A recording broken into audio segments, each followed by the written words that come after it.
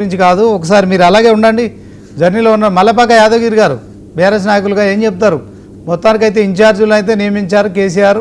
So పార్టీలో ఒకసారి మరి ఆ నూతన ఉత్సాహం అయితే కనిపిస్తోంది. ఎందుకంటే ఇన్ఛార్జీలను ఇంతవరకు నియమించలేదు, ఇప్పుడు నియమించారు.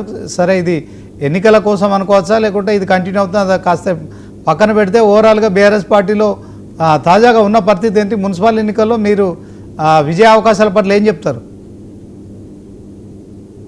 ముందుగా మీకు ప్యానెల్లో ఉన్న వారికి, తెలంగాణ రాష్ట్ర ప్రజలకు ఈ రోజు గణతంత్ర దినోత్సవ శుభాకాంక్షలు, నమస్తే తెలియజేస్తున్నాం.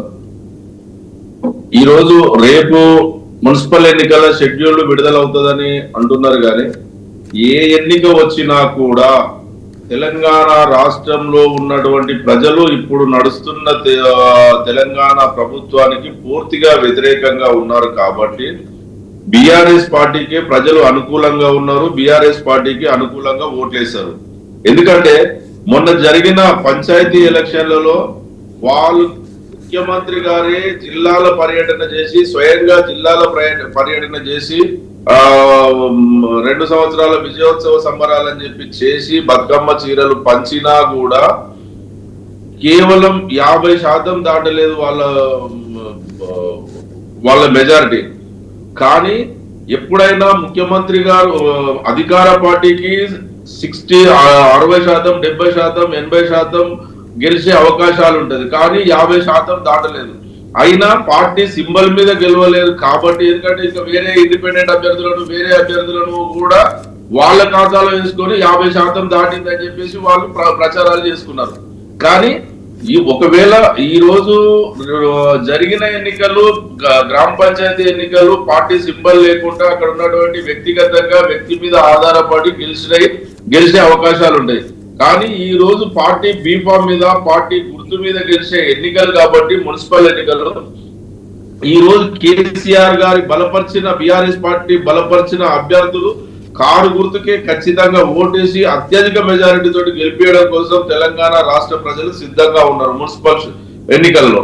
ఎందుకంటే వారిచ్చిన హామీలు ఏ ఒక్కటి కూడా 6 గ్యారంటీలు అని అందులో ఏది అమలు పరచకుండా మేము మా పార్టీ తరఫున ప్రజలకు వివరిస్తాము. 6 గ్యారంటీలు ఎక్కడ వేసారు? 6 గ్యారంటీలు కాదు, 6 గ్యారంటీ కార్డులు కాదు, 6 బాకీ కార్డులు ఉన్నారు.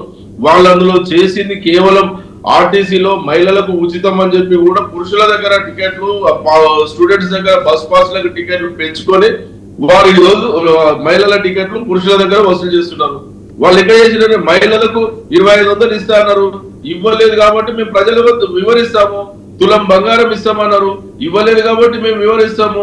వారికి ఎక్కడ చూసినా కూడా అనేక కుంభకోణాలు, బొగ్గు కుంభకోణం కానీ ఎక్కడ చూసినా కూడా సీఎం రేవంత్ రెడ్డి గారి బావమరిది సుజన్ రెడ్డిది కానివ్వండి, బట్టి విక్రమార్క ఎవరెవరు వాళ్ళకు ఎవరికి వాళ్ళే మంత్రులుగా కూడా సఖ్యత లేకుండా ఏం జరుగుతుందో కూడా ప్రజలకు వివరించే పద్ధతిలో వాళ్ళే చెప్తున్నారు. కాబట్టి వారికి ఈ రాష్ట్ర ప్రజలు ఓట్లేసే పరిస్థితిలో లేదు. ఈ మున్సిపల్ ఎన్నికలే కావచ్చు, రేపు వచ్చే స్థానిక సంస్థల ఎంపీటీసీ, జెడ్పీటీసీ ఎలక్షన్లు కావచ్చు, జిహెచ్ఎంసీ ఎలక్షన్లు కావచ్చు, రేపు మళ్ళీ వచ్చే సాధారణ ఎన్నికలు కావచ్చు, ఎప్పుడు ఎలక్షన్లు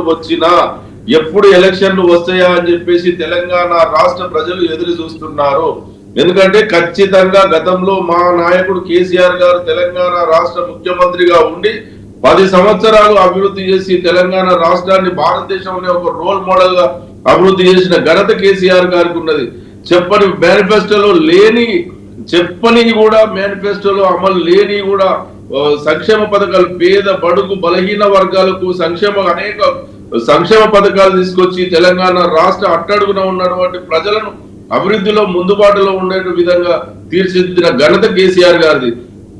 రైతులకు ఈ భారతదేశంలో ఇప్పటి వరకు కూడా ఎక్కడ లేనటువంటి రైతు బంధు పథకం 10,000 ఇస్తే నేను 15,000 ఇస్తాను.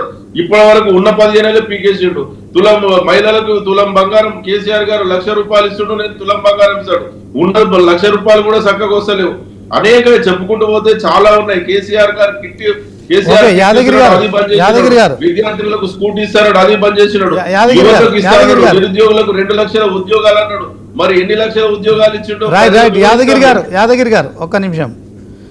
మా ఫోన్ టాపిక్ అంశంలో రేపు సంతోష్ రావును కూడా విచారించబోతాం. మాజీ ఎంపీ, రాజ్యసభ సభ్యులు ఉన్నారు కదా, సో ఆయన కూడా విచారించబోతున్నారు. ఇప్పటికే హరీష్ రావును కేటీఆర్ను విచారించిన సంగతి మనకు తెలిసిందే కదా. సో ఓవరాల్గా ఈ ఫోన్ ట్యాపింగ్ అంశం ఇప్పుడు మరి ఎన్నికల సమయంలో తీసుకొచ్చిందంటారా? దీంట్లో మీ ఏం చెప్తారు?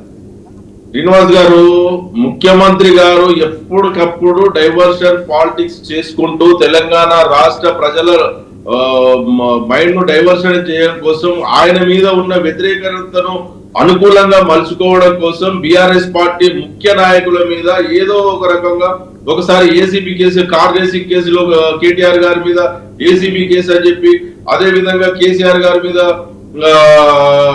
విద్యుత్ కేసు అని చెప్పేసి అనేక కమిషన్లు వేసి, మరి ఇప్పటి వరకు కేసీఆర్ గారి మీద కానివ్వండి, కేటీఆర్ గారి మీద కానివ్వండి, అనేక అధికారుల మీద విచారించిన ఈ తెలంగాణ రాష్ట్ర ప్రభుత్వం అనేక కమిషన్లు వేసింది కదా. అధికారికంగా ఇన్ని విచారణలు చేపట్టినప్పుడు ఏ రోజైనా అధికారికంగా కేటీఆర్ గారి మీద ఇంతకు ముందు విచారించిన, హరీష్ రావు గారి మీద విచారించిన, అధికారుల మీద విచారించిన, ఏ అధికారికంగా ప్రెస్ నోట్ చేసి మేము ఇది రాబట్టినము, ఇక్కడ ఈ లోపం జరిగింది అని చెప్పేసి ఎప్పుడైనా వాళ్ళు పత్రికా ముఖంగా కానీ, విలేకరులకు కానీ, ప్రింట్ మీడియా కానీ, ఎలక్ట్రానిక్ మీడియా కానీ ఎక్కడైనా చెప్పారా? యాదగిరి గారు చెప్పండి. శివకుమార్ గారు, ఇలా కేటీఆర్ ఏం చెప్తాడు? ఖచ్చితంగా నేనే పైసలు ఇవ్వమని చెప్పిన